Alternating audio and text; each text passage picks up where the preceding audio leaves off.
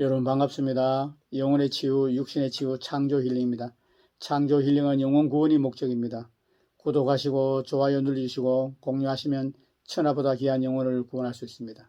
오늘은 하나님이 주신 비전, 영혼의 양식에 대해서 소개해드리기를 원합니다.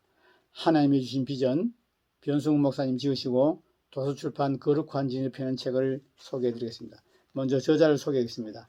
저자 변승훈 목사는 현 사랑교회 담임 목사, 현 성령신학교 학장, 현 도서출판 거룩한 진주 대표, 현 한기총 공동회장, 현 한기총 2대 위원입니다. 저서를 소개해드리겠습니다. 저서는 베스트셀러인 지옥에 가는 크리스찬들,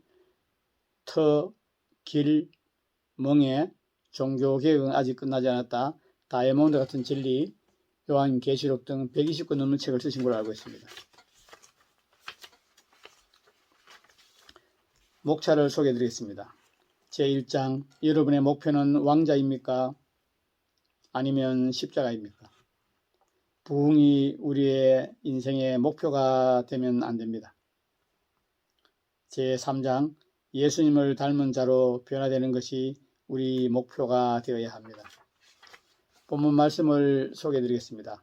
요한복음 12장 24절, 내가 진실로 진실로 너희에게 이르노니 한 알의 밀알이 땅에 떨어져 죽지 아니하면 한 알 그대로 있고 죽으면 많은 열매를 맺느니라. 아멘.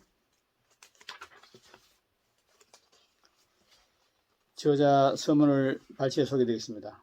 오늘 저는 설교가 아니라 계시를 나누기를 위해 이 자리에 섰습니다. 지난주 월요일 밤 저에게 매우 깊고 중요한 계시가 임했습니다.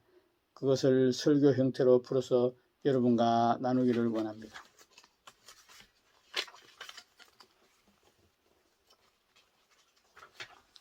성경에는 크게 세 가지의 계시가 나옵니다. 1. 예수님과 사도들에게 성경 기록을 위해 주신 특별 계시가 있습니다. 2. 예수님과 진리를 더 깊이 깨닫고 알게 해주시는 계시가 있습니다. 3. 성령의 은사 중 계시적인 은사를 통해 사역을 위해 주시는 계시가 있습니다. 흔히 고린도전서 12장에 나오는 성령의 9가지 은사 중 지혜의 말씀, 지식의 말씀, 영분별을 계시의 은사로 분류합니다. 왜냐하면 그 은사들은 우리에게 계시를 주기 때문입니다. 켄세기 목사님은 성령과 성령의 은사된 책에서 이렇게 썼습니다. 성령의 은사를 구분하는 가장 단순한 방법은 그들 중 3가지는 뭔가를 말하는 것이고 3가지는 뭔가를 행하는 것이고 3가지는 뭔가를 계시하는 것으로 분류됩니다. 뭔가를 말하는 3가지 발성의 은사, 예언, 각종 방언, 방언 통역, 뭔가를 행하는 3가지 능력의 은사, 믿음의 은사, 능력 행감, 병 고치는 은사, 뭔가를 계시하는 3가지 은사, 지혜의 말씀, 지식의 말씀, 영분별.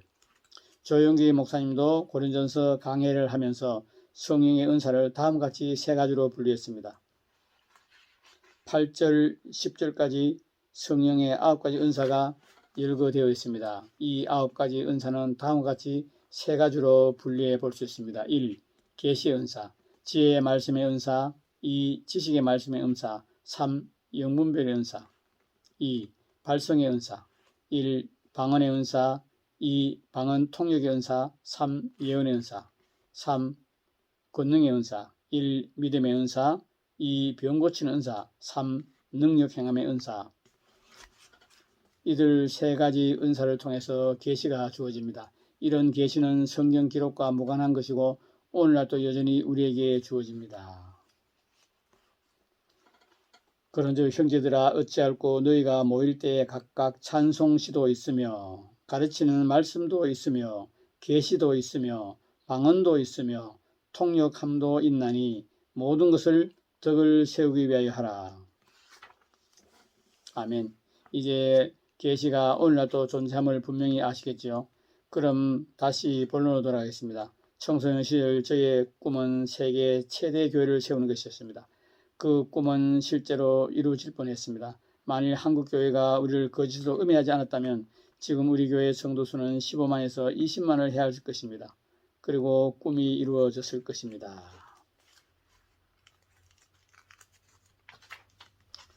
오늘은 제3장 예수님을 닮은 자로 변화되는 것이 우리 목표가 되어야 합니다.를 발췌해서 소개해드리겠습니다.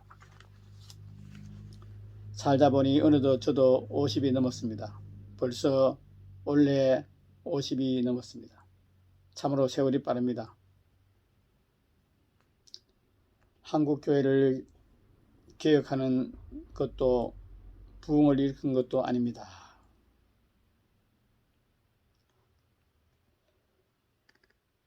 저의 목적은 한국교회를 개혁하는 것도 부흥을 일으킨 것도 아닙니다. 어디까지 도달할 수 있을지 모르겠으나 주의 은혜를 의지하여 주님을 닮는 사람으로 온전히 변화되는 것입니다. 듣기에는 좋지만 부흥, 한국, 대부흥과 대추수 이런 것이 우리의 목표가 되면 안 됩니다. 부흥이 아니라 내가 변화되는 것이 우리의 목표가 되어야 합니다. 아멘. 1. 사람들이 기대하는 대부흥과 대추수가 일어난다는 성경적인 보장이 없습니다.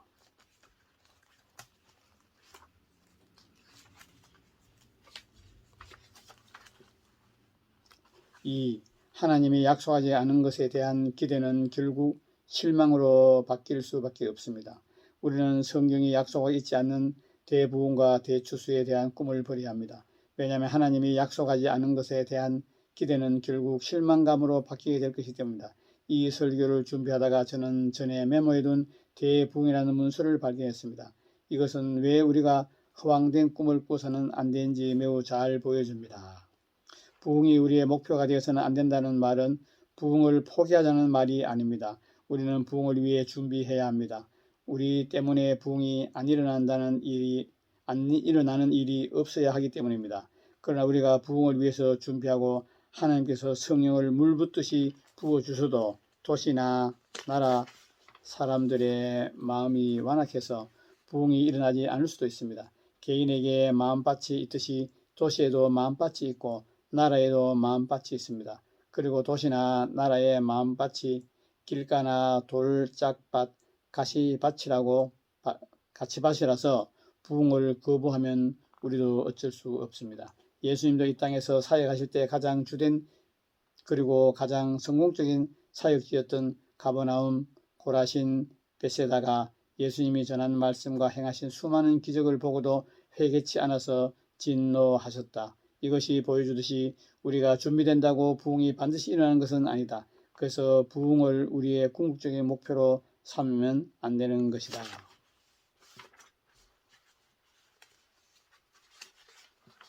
3. 부흥을 일으켜도 변화되지 않으면 행복한 사람이 될 수 없다. 어떤 사람이 참으로 행복한 사람일까요? 한마디로 말해서 실제로 행복한 사람입니다. 돈, 명예, 건세를 가지고 있어서 남들이 부러워하는 사람이 아니라 감옥에서 찬양을 부르고 기뻐한 바울처럼 실제로 마음이 행복한 사람이 참으로 행복한 사람입니다. 아멘. 4. 대부흥을 꿈꾸는 자가 아니라 변화되는 자가 더 크게 쓰임받습니다. 많은 이들이 꿈이 큰 사람이 큰일을 한다고 생각합니다. 그러나 정말 그럴까요? 그렇지 않습니다.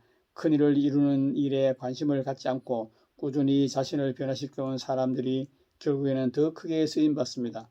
그것이 제가 지금까지 살면서 보아온 것이고 여러분도 우리 교회 안에서 그것을 보고 있습니다. 제게는 목회자들만 300명이 넘는 많은 동역자들이 있습니다. 그런데 저는 아무하고도 동역하지 않습니다. 동기가 바르지 않거나 양심불량이거나 탄심을 품은 사람은 동역할 마음이 없습니다. 그런 이들을 상대하는 것 자체가 큰 고통이기 때문입니다. 그러면 거룩하신 하나님은 7배나 더 그렇지 않겠습니까? 바울은 다음과 같이 썼습니다. 주의 이름을 부르는 자마다 불의에서 떠날지어다.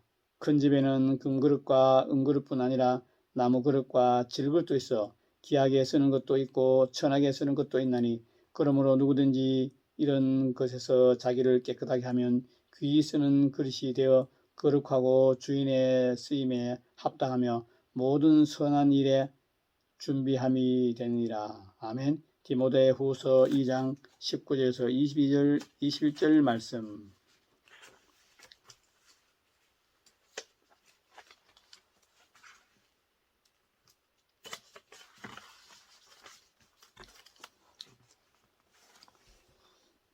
노아의 때와 롯의 때는 사람들의 마음이 가장 완악하고 강팍한 때였습니다. 재림 전의 시기도 그럴 것입니다. 그런데 그런 시기에 어떻게 한 나라나 도시에서 부흥이 일어나는 것도 아니고 전 세계적인 동시다발적인 대부흥이 일어날 수 있겠습니까? 예수님의 예언이 틀리지 않는 한 있을 수가 없는 일입니다. 그럼 우리는 대부흥과 대추수가 아니라 실현 가능한 종교개혁이나 부흥을 목표로 삼아야 합니다. 동시에 자신의 변화를 궁극적인 목표로 삼아야 합니다. 왜냐하면 그래야 실망치 않을 수 있을 뿐만 아니라 그것이 진정한 부흥을 일으키는 비결이기 때문입니다. 끝으로 저는 부흥에 대해 재정의할 필요가 있다고 생각합니다. 그동안 많은 이들이 부흥을 수치로 측정해 왔습니다. 그러나 그것은 잘못입니다. 부흥은 꼭 도시나 나라가 바뀌는 것이 아닙니다. 내가 바뀌는 것이 곧 부흥입니다. 그 결과 하나님이 나와 함께 하시고 나를 사용하심으로 마음이 강팍한 사람들은 변하지 않겠지만 마음이 부드러운 사람은 모두 변화되는 것, 이것이 부흥입니다. 어떻게 그럴 수 있냐고요? 생각해 보십시오. 하늘에서 볼 때 동일하게 준비된 사람이 사역을 하는데 한쪽은 그 시대 사람들의 마음이 부드러워서 많은 사람이 회개하고 다른 쪽은 그 시대 사람들의 마음이 강팍해서 적은 인원이 회개한 것이 뭐가 다르겠습니까? 하나님의 눈으로 볼 때는 두 사역이 똑같습니다. 하나님의 눈에는 둘 다 부흥이라는 말입니다. 그래서 주님이 이문동에서 일어난 일을 이문동 부흥이라고 한 것이 아닐까요? 이제 여러분도 아시겠지만 사람들이 생각하는 부흥은 항상 가능한 것이 아닙니다. 그러나 이런 부흥은 언제나 가능합니다. 그러므로 우리는 이런 부흥을 우리의 목표로 삼고 달려가야 합니다. 저와 여러분이 모두 예수님 닮는 것이 부흥입니다. 저와 여러분이 모두 예수님 닮고 최종적인 목적이 예수님 닮는 것이 되기를 예수님 이름으로 축복합니다. 아멘. 하나님이 주신 비전, 이 책은 2016년 2월 17일 초판 인쇄를 했습니다. 여러분, 오늘은 하나님이 주신 비전, 변승욱 목사님 쓰시고 도서출판 거룩한 진주편의 책을 소개하고 있습니다. 여러분, 여러분의 꿈은 무엇입니까? 여러분의 비전은 무엇입니까? 여러분은 무엇에 최선을 다하고 있습니까?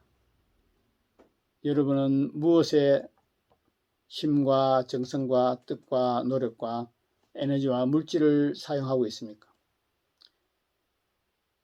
여러분 모두가 하나님 주신 비전, 하나님 주신 꿈에 물질과 에너지와 정성과 힘을 다 쏟아서 그 하나님의 주신 비전을 이루어서 하나님 아버지께 영광 올려드리는 저와 여러분 되기를 원합니다. 저는 2022년에 하나님이 주신 비전은 유튜브입니다.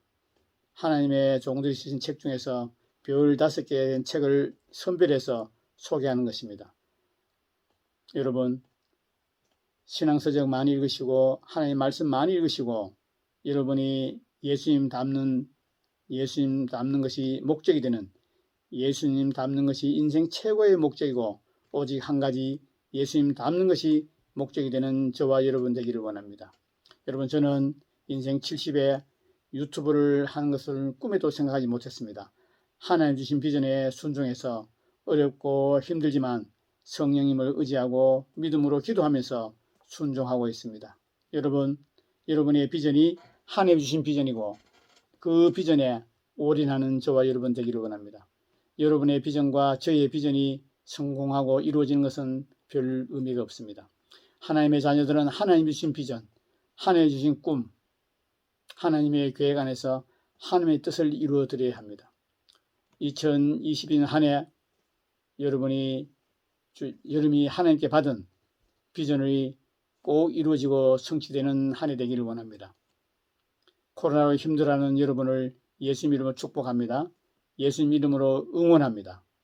하나님의 주신 하나님의 비전을 이루는 저와 여러분이 되어서 착하고 충성된 종아 잘하였다 칭찬받는 저와 여러분 되기를 원합니다. 창조 힐링은 영혼 구원이 목적입니다.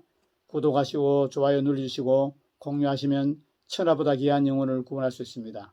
두 분 여러분의 건강 조심하시고 하나님의 뜻 가운데서 건강하시고 죄를 이기고 세상을 이기고 말씀대로 살고 하나님의 주신 비전을 이루어가는 저와 여러분 되기를 간절히 원합니다. 끝까지 시청한 여러분 감사합니다.